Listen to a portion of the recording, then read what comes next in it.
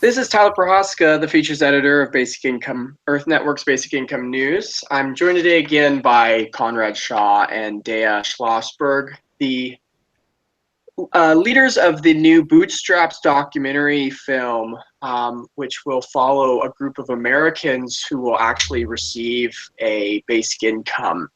And Dea and Conrad are here today because they are launching a new crowdfunding campaign. So can you both explain what how the crowdfunding campaign will work for those listening? Sure. So basically, the campaign is not on a Kickstarter or an Indiegogo. It's on a site that is designed. It was based out of San Francisco, and it's designed to raise money for homeless people originally.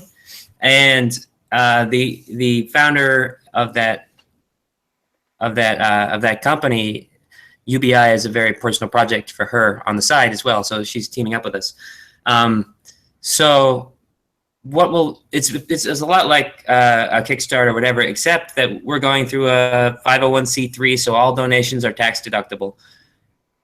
And the money will all go toward our UBI pilot. Budgets that we're trying to raise separately. One is for our production, for our film, but this one that we're doing with this crowdfund is for the pilot. So all of the money will go toward giving a basic income to the subjects of our film, who will receive that basic income for 2 years as we film their stories and their progress. And we're raising enough to do $1,000 a month per person, which will bring everybody to the national poverty line, like as an economic floor. So essentially, every $25,000, this including some fees, will enable one of our characters, one person, to have a basic income for 2 years, so that we can follow them and share their stories. And so what is your first target for the crowdfunding campaign? Okay, so we're making our target to start 50,000. And the reason we're doing that is because for every multiple of 50,000 that we raise, we're going to be doing a little drawing. And the drawing is going to be from our mailing list, so you don't have to contribute to be part of it, but we'd love you to.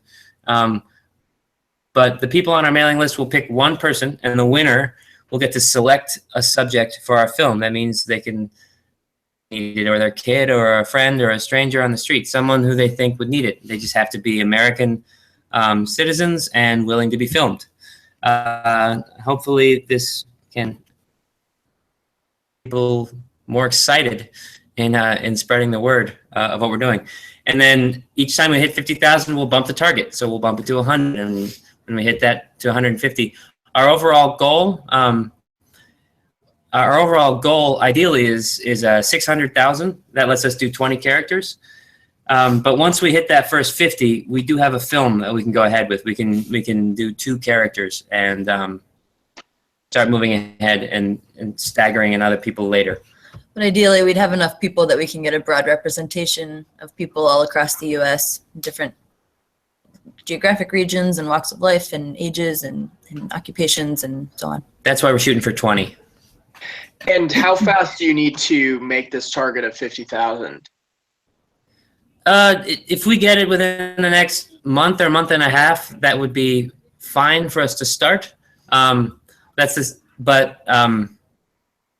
sooner the better. We've already got a lot of interest coming in, and we're hoping to get a big wave and a big push from the beginning and get the message out there. And can you sort of explain why your pilot is particularly important? What sets it apart from other research? Our pilot isn't as scientifically rigorous as far as the study goes, but the reason our pilot is different is because it's designed to facilitate storytelling and to share the stories of individual people and how their lives would change, and essentially to put faces to these stories of opportunity. So a lot of people that follow Basic Income are probably aware of the trials going on or starting soon in Ontario and in Oakland and might say, well, why not just cover those? But our feeling on that is, one, they're strictly rigorous. They're keeping a lot of it under wraps in terms of the individual stories. And two, it's just, we believe that needs to be communicated to the American public at large, and through a medium that can really reach them and touch them. And so an academic white paper that comes after 3 years of research can be very useful to a certain amount of people, but to the public at large, it could be ignored or dismissed by a lot of people, especially if the subjects are all in one small localized area. This is why we want diverse population, so that every single American should be able to see at least one or two people in the film that they directly relate to. And the main point of that is to idea of seeing other people as statistics or problems or leeches, which is one of the biggest issues we come up against. Is people will say, well, I don't want to pay for other people to just get by without working. What if they're lazy and do drugs or whatever? What we want to show is that people really want to sit in their apartment and stare at a wall all day doing drugs. People have motivation. It's people live their lives, and if people can see other human beings, it makes it that much more real. And can you explain sorry, there's a echo there. Can you explain the 501c3 that you're working with? How does that financial situation work? Its foundation is the 501c3 we're working with, and basically all of the money that's contributed to the Hand Up campaign will go through Netroots Foundation and be administered to all of the subjects through their own bank accounts. So we won't really, touch the money or have any access to it. It's all through Netroots, and that also means that it's a tax write-off in the U.S. Deductible for those who contribute. The other organization we're working with is Amalgamated Bank. If you may have heard of this if you were looking for a way to divest from fossil fuels or things like that, but they're one of these few banks that prides themselves in ethical banking. So they agreed to team up with us, and they'll be doing the banking for all of our subjects. So they'll each get their own UBI card with their account that is regularly filled. $247 a week just appears there. And that'll keep everything uniform and easy for our subjects. And all these organizations, did you reach out to them, or did they find you? How did that cooperation start? We found them. We researched a lot of organizations and institutions that aligned politically and ethically with our project, and approached several, and these were the ones that we were able to work out a relationship with to move forward. However, there's a lot of help within the UBI community. I think it started with one UBI expert, Carl Weiderquist, if you know him, was our fixer, and he introduces to, and then each one of them pushed us to other friends, and that kind of spread the word like wildfire and helped us meet more people. That's one of the things that gives, and the ability of this to spread is the passion in the movement. And on the crowdfunding campaign, I know some campaigns will give sneak peeks or some kind of little rewards to the people that invest, at larger levels. At the top level, you get to go to the movie premiere or something like that.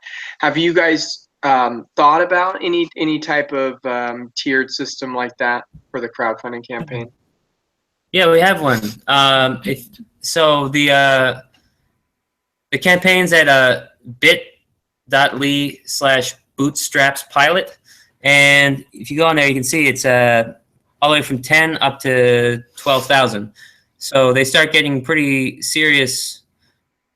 Over 100, you start getting a T-shirt at 100, and then at 500, you get a signed copy of Andy Stern's book.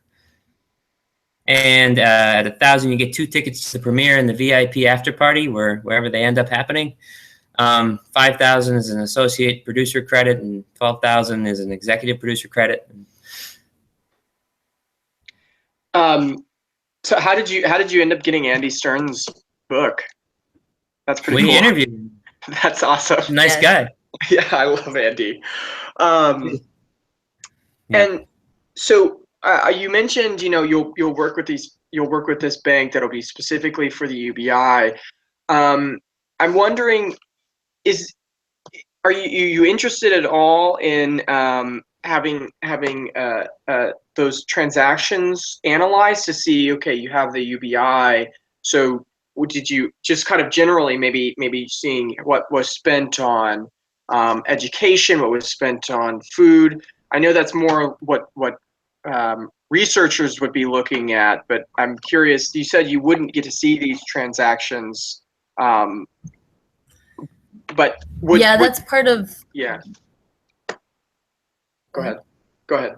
Yeah, part of the agreement we'll have with our characters, with our subjects, is that there won't be any limitations or intrusions, I guess, on what they would spend it on. So we're gonna honor their privacy and just let them live their lives and spend it however they want. And if those choices comes out through the storytelling, and we'll leave it to the more rigorous studies to analyze exactly what changes people's spending habits. Yeah. We won't be looking over their credit card statements and like, wait a minute, you bought a beer. I'm buying a beer. Yeah. And you have some new, my understanding is you have new thought of the day clips. Can you kind of explain what those are? We've been interviewing, we mentioned Andy Stern, but we've been interviewing a lot of thinkers on UBI, and we have hours and hours and hours of amazing material, most of which is not going to end up in the final film, since the film is going to focus on these individual people. But we want to these great thoughts out there from the interviews that we've done. So as part of the campaign, we're going to be putting out a UBI thought of the day with just a little nugget of wisdom every day from one of these many interviews that we have. And Conrad just wrote an article about the visit you two made to the debate.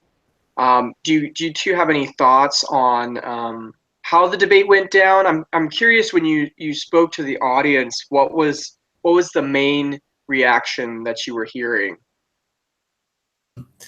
Well, so it's a fun story. We were really excited to go see an actual debate. Andy Stern was one of the debaters. It was he and Charles Murray versus Jared Bernstein and Jason Furman, economic advisors for Biden and Obama. Before and after, they were very open-minded, very curious, not very aware of what was going on. And if you watched the debate, if you look at my article, there's a link, you can watch it. It's got spanked is the term I use in the article. The audience was very warm and appreciative of the arguments of Charles and Andy, but they were more along the ideological vein, and having their pedigree and their experience could come out and just say, well, that sounds great, but that's fantasy. The money just isn't there. You have to abide by the laws of arithmetic, they kept saying. And Charles and Andy weren't really studying the economics of it to the extent that the public needed. So by the numbers, a lot more people switched their opinions against UBI, and by the people we polled afterwards, that's exactly what happened. We had discussions with a few of them, and I said, well, this is what I rattled in their ears for a while about, this is what I wish they would have said, or this is what I would have said. And that was the turning point for all of them was, well, it just sounded impossible. So what we ended up doing is we chased down Furman and we interviewed him in Washington, D.C. to see if we could ask some of those questions, and that's what the article's about. And I think that's interesting that sort of the burden is on the basic income people. Were the critics of basic income, were they providing any numbers to prove that it was financially not feasible? They were providing what's numbers, but they were more, if you really listen to them, they were just assurances that the numbers weren't there. And what it ended up being at the end is they wanted to raise all of the same sources of money and the same funds, but they disagreed on how that money should be spent. They were more in favor of the sorts of programs we have now, the in-kind aid, like TANF and food stamps and EITC and child credits and things like that. It wasn't really a numbers issue. It was an ideology issue of who should be spending that money, the people or the government. But we had to get past that original argument or bring it up to really address that. When you've been going around for your own documentary, have you heard that sort of perspective toward you in particular and what you're trying to do? No, kind of the opposite. We were actually a little excited to interview Jason because everybody that we've talked to so far has been such a proponent of basic income and given us a laundry list of different ways that it could be funded. So we were kind of excited to hear counters to that. The opposition we got was from people on the street, from some people on the street who hadn't heard of it and had reactions against it, or people who had opinions against it and had heard of it. But what we find in general is that it's all about how you present the idea. And basic income sells itself, but it has to be a discussion, not a debate. And that was what was the main problem with the debate, is that everyone was there to win. If it becomes a discussion, you can work through these issues. And so, yeah, when we interviewed Jason Furman, we did it more like a discussion, and we found a whole lot of common ground. Ultimately, it seems like the conversation always goes to within the current system, within the current structure. Yeah, it would be tough, but the whole conversation that is UBI is about changing the fundamental system, and I think that's where kind of where the sides missed each other. They were like, one side was arguing the whole premise, and one side was arguing within, the confines of a specific argument within a specific way of thinking. They were also arguing past versus future. I mean, economists tend to look at past for evidence of what's going to happen in the future, and UBI is more of a futurist, going through as big of a change as we did when we went from agrarian to an industrial. So you can't really look to what's been happening in the last 100 years to predict what's going to happen in the next 50, because we're changing. It's just going to be different. So I want to go back to the crowdfunding campaign. I'm wondering if you two have a strategy. How are you going to promote it? How are you going to make sure you get to your goal by the next couple of months? We've got lots of strategies. I don't know if I want to give them all away, because then we'll just sound cynical. Sure. We want the people to think it's magic and whirlwind, public love, which is where we want to get to. But we've got people and matching funds at some point, and we've got support from a certain amount of people to help try to boost it into the public eye. And if we, in this first week, I think, and we just launched it today, really, so people can go right now. But we, in this first week, if we can raise a significant amount of money, if we can get to that first 50,000, which I think we have a chance to, reach out to large news organizations and say, hey, do you want to do a write-up on this? I think we're doing something important, and they'll listen to us. I mean, I've had these conversations before and tried. Show me the money, the story, and then maybe they can make it into a bigger, more public story. Yeah, a lot of people have said, "Sounds great. Get back to us once it's up and running." And We'll do that. and so, I mean, how much are they wanting to see before they start covering you? Do they want to see the 50,000? Do they want to see more? What's the sort of threshold, do you think? They've never really said those numbers, but you know, if our overall, but I mean, if our target originally was 50,000 and we blow to it and raise it to 100 and we're still going, it'll be interesting to them. It's all about how it's played. So that's part of our strategy. If we just plopped in, because that's our ideal budget to make the movie possible that we can, and we started out with 20 first few days, it doesn't really matter that much in the grand scheme of things. But if we hit 50,000 in a week or two, and that was our target, and we bump it, it's just a different story. Helps us sell that story to the media and also foundations and grants. I mean, it doesn't begin and end with this crowdfund. The crowdfund is also helping us tell that story to foundations that we're applying to that also have the same concern. We don't know. I mean, they seem like pretty decent filmmakers, but why are we going to put in $600,000 if we proof of a market? So that's another thing that this is doing. We want to raise as much as we can and use it to be a proof of the market. And how big do you think that market is? I think it's pretty good size now, but I definitely think that it's growing a lot every single day. I mean, just the trend in how many people know about UBI or are looking up UBI on Google. It's definitely, you know, it's taken off. Yeah, we do these interviews on the street, and we talk to people in public, and the difference between 6 months ago when we started and now is insane. We've never met anyone in Silicon Valley that hasn't at least heard about it, it seems like. But in the rest of the country, like in New York, when we did our first interviews, it was maybe 1 in 20 people. It seemed like maybe 25 6 months ago that had heard of it. Now it's just blowing up in the national consciousness. And UBI, people are fascinated by other people's stories. Look at the trend in reality television. Not that our film is going to feel like reality television in any way, but just the other people's lives. People are fascinating. In terms of what's going on now, you know, there's all this resist stuff going on, and I'm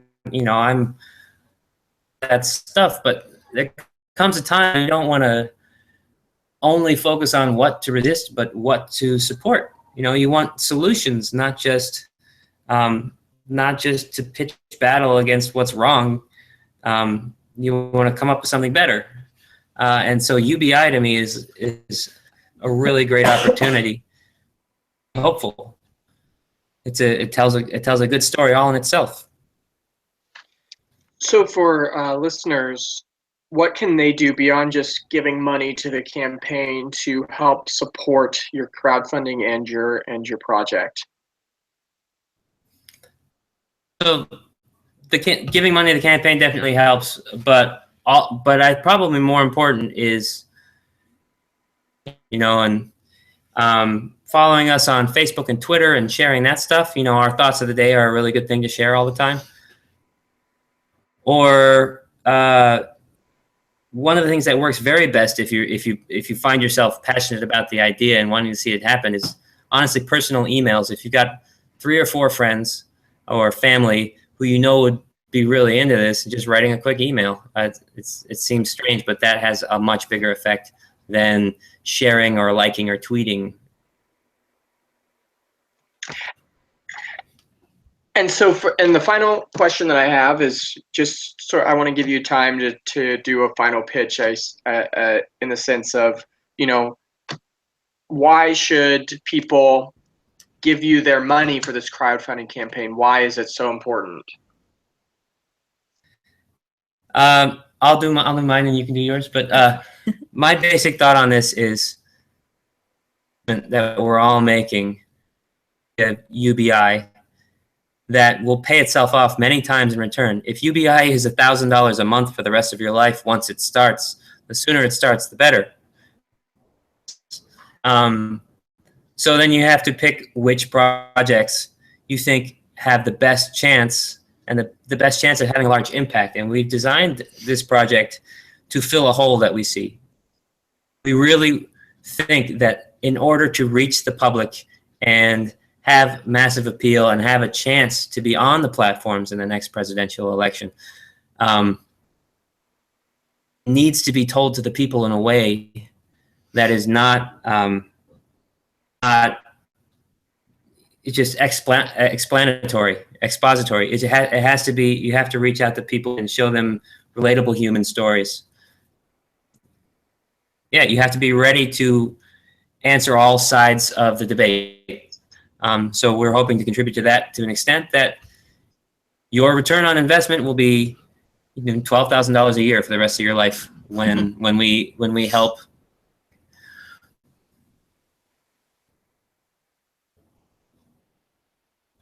Yep, that covers most of it. I agree. The UBI will make every person's life better, and I think getting the message out there with a film that can reach and people, get people emotionally invested in these characters and this idea, has a lot of far-reaching implications, and implications that could improve everybody's life. Yeah, and just to be clear, it's not just the money, the 12,000, that because people get focused on that, or whatever it's defined at the time that it's created. It's the security.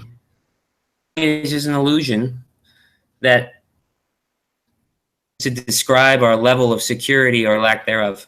So what really changes the face of society is a public that always feels secure, whether you're poor or you're middle class or whatever, knowing that there will never be a time when you won't be able to pay your rent or have some sort of recourse. You'll never be left with nothing. Well, I'm really excited to see how the crowdfunding campaign takes off. I do think that there is a huge market, and I think that it's just a matter of getting the information in front of people's screens, and so it's all a matter of of getting it promoted. So that'll be the challenge, and I think it's possible. I'm really excited to see how it plays out. So Dea, thank you for your help in doing that. Yeah, of course. So Dea and Conrad, thank you again for talking to me today, and I hope that we can follow up again. Maybe once you get to 50,000, we'll have a follow up. We'll have a beer. Yeah. I'll send one your way. Okay. All right. Thank you again. Thank you, Conrad Shaw and Dea Schlossberg. Thanks, Tyler.